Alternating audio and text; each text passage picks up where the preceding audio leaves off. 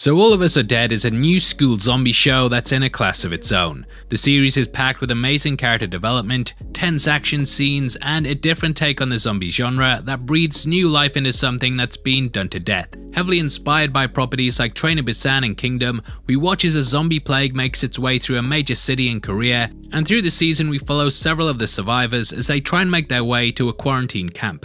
Coming in at over 12 hours long, it feels like a grueling journey to get through that could have been avoided if people just learned to stay away from little hellish hamsters. However, this series is definitely worth watching, and if you finished it, then this is the video for you.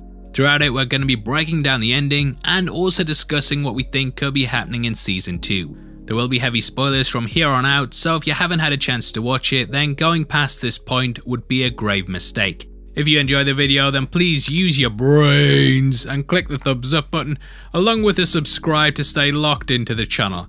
With that out of the way, thank you for clicking this. Now let's get into All of Us Are Dead. Okay, so All of Us Are Dead primarily focuses on a group of students that band together at their school in order to survive a zombie outbreak. Throughout the series, we learn that this was caused by the school's science teacher, whose son was bullied so bad that he attempted to give him a new way to fight back. The pair were both failed by the school system that looked the other way whilst bullies were allowed to destroy someone's life, and thus the teacher tried to give his son something that would even the odds. However, this backfired, and instead it created a legion of the undead, whilst the virus itself mutated into two different types. Firstly, there was the more ravenous type in which people completely lost all control, and they turned into flesh-eating monsters intent on ripping you apart. As the military and government learn more about the virus, we discover that it actually completely kills the carrier and just stimulates their body, basically making their corpse move. The variant to this is 98% similar, but the host retains their consciousness, and thus we get a human-zombie hybrid that appears fine from the outside, but they do hunger for human flesh from time to time. The idea of a virus is laced throughout the show, and even in the title sequence, we see several of the undead laid out in a way that's similar to how the disease is shown in episode 9.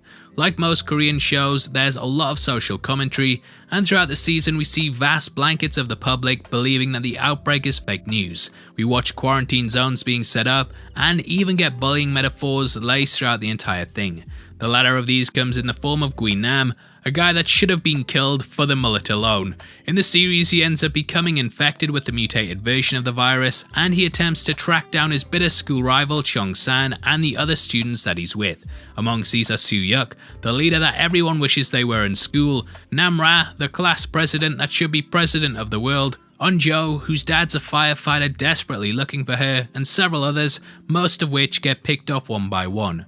Guinam is basically like the nemesis from Resident Evil with a mullet, and he stalks the corridors looking for the group, desperate for revenge. No matter how many times they defeat him, he always comes back, and during the series, Nam-ra gets infected with the same mutation that he has. This grants her increased strength and power, but like the rest of the undead, she too starts to yearn for human flesh. In the subplot, the military realize that the undead can be herded by using the frequency of 24 kHz, and thus they put together a plan to usher all of the zombies into a specific area. With drones, they'll bomb the dying hell out of them, and basically try and contain the virus as much as possible. This is inspired by the final video left by the science teacher, in which he realizes that the only way to destroy the virus is to wipe it out completely. Obviously, there wouldn't be much tension if the school wasn't one of the locations getting bombed, and thus there becomes somewhat of a race to get out of Dodge before school's out forever.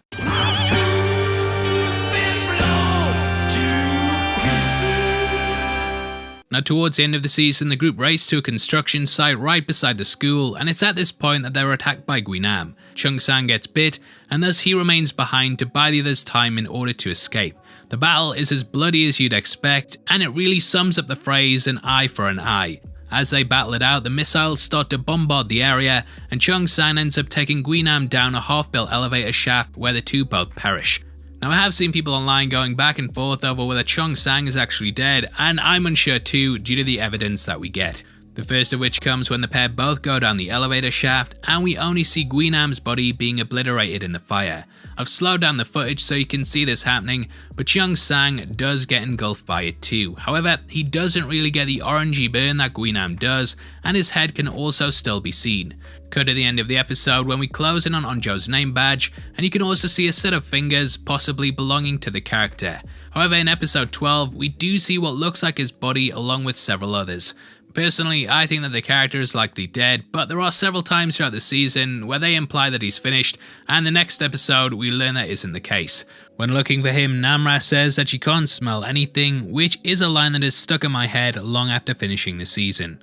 I think this could have been done on purpose to give the audience the idea that he might have actually survived the encounter. It's pretty crazy if he did, but at the end of the season, we do get lip service paid towards other characters being out there.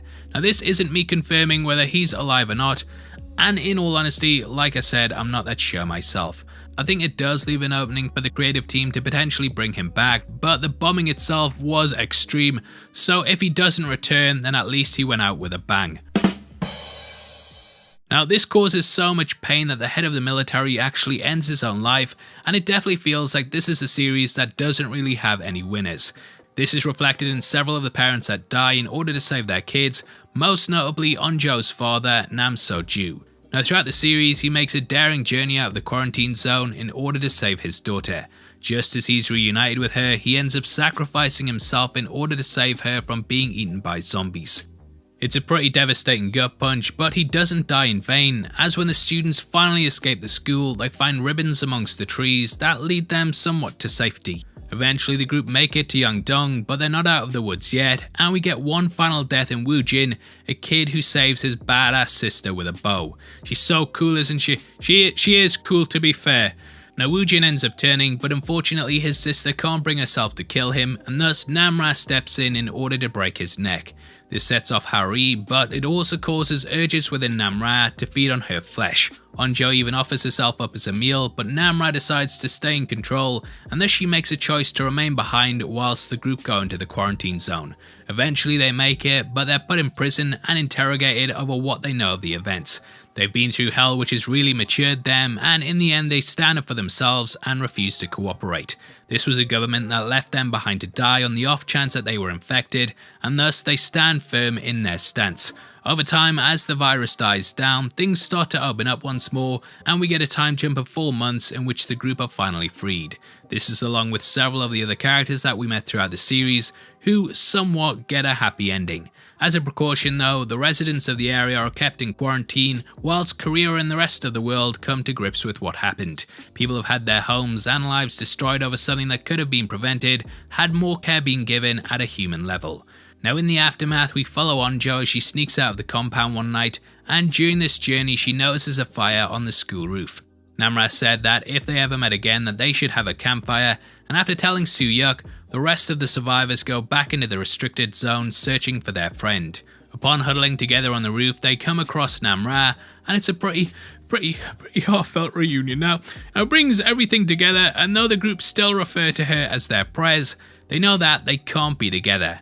Namra says that she's neither human or a monster, and though they want her to stay with them, she says that she's found a new purpose. Now the series is very much a coming of age story in which our characters mature and grow as people. Namra says that it's sort of like being between a child and an adult, which is of course reflected in the teenagers themselves. Onjo at one point even says that she'll never help adults again, and in some ways the group are something new themselves, much like the hybrids. They've seen the ugly side of society, and though they will live among it, it's unlikely that they'll ever truly feel part of it again. Namra says that she wants to help the others like her that have been forced to live in restricted zones, and she leaps off into the night sky and probably a second season. Hey, it's been trending all weekend. Now going forward, I do think that we will probably follow Namra on the most part as she starts to survey the area. I think that most of the characters will return to somewhat normality after they're freed from quarantine, but with the virus still being out there, there is the possibility that it could spread once more. Like all humans, the hybrids will have their own desires and aims, and there may even be some that see the undead as the future. In the likes of Guinam, we saw that he actually relished living in the hellscape, and thus there might be other characters who wish to infect people so that they can rule. There's definitely a lot of possibilities, and who knows, the need to eat may even have proven too much for Namra. She does look somewhat healed in this final scene, and therefore it is possible that she could have eaten. Beyond this though, she might have found a way to consume normal food and be sustaining herself off this. Namra in the end very much represents what the teacher wanted his son to be, and in many ways she is now a superhero. She's very much the end goal of the virus and has likely found a way to heal without having the insatiable hunger that is a downside of being infected.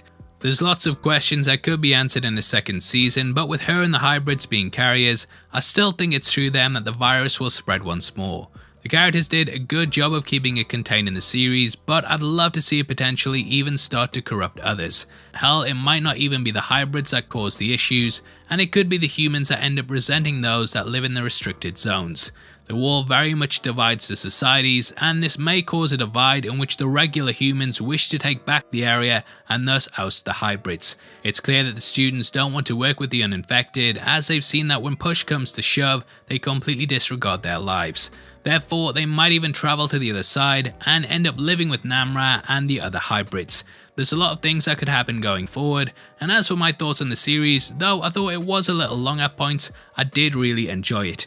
Rocking in at 12 hours makes it one of the longer shows on Netflix, and there are certain elements and scenes that I think could have been cut to make it a better paced show. Saying all that though, once you're in this world, you really don't want to leave it, and the action, acting, and character development are really well done.